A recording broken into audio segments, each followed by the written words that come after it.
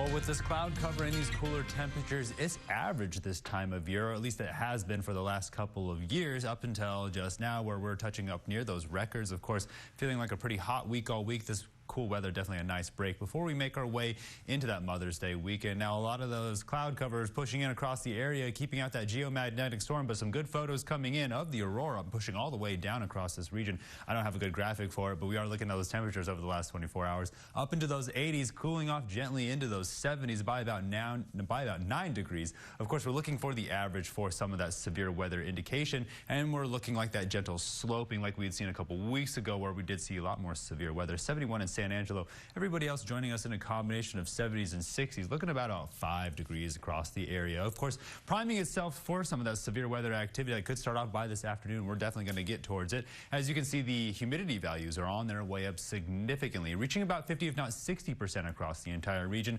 It's going to start off towards the north as we make our way towards tomorrow. Of course, we're looking at where it's going to be driving a lot of this. It's the upper level pattern.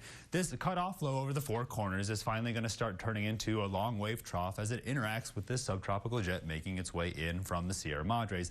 These two things interacting with that cold, dry air and that humid air is going to kick off a lot of severe weather as it continues to move its way around the Gulf Coast region all the way through this weekend. Take a good look at this concentration of yellow. It moves all the way up the Gulf Coast right into Houston, and right behind it, it's going to cause one heck of a problem as it makes its way through this weekend, including here in the Concho Valley, and it's going to get a lot worse as it pushes off towards the east. There's our circulation around the four corners. You can see how low the subtropical jet is as it strips a lot of moisture across the Sierra Madres into our region.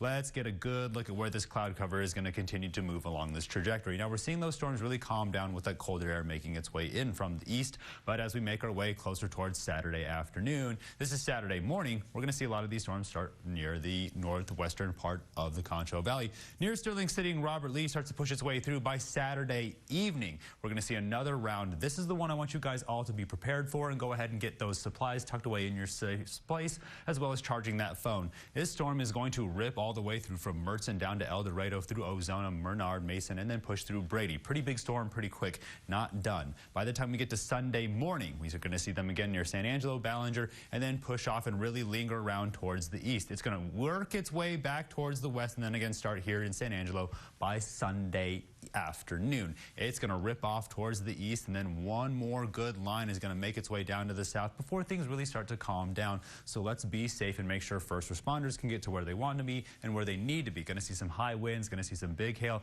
Good photos always do come in, but let's make sure we take safety into account first before we start busting out the phones and getting good footage. So dropping down about 10 degrees into those 60s tonight, then only up another 10 degrees into those 70s. Prime severe weather fuel when we're talking about some of those temperatures, and tornadoes love 60 degrees. Now we're going to see those temperatures really stay cold for one more day as things get down into the 70s. Then it's going to warm back up into those 80s as the atmosphere is on the recharge. As we make our way into that third week of May, we're only getting up into those 90s. Pretty strong cold weather while we start to see those lows still remain in those 60s. Stay tuned more for the break. You're watching KSAN.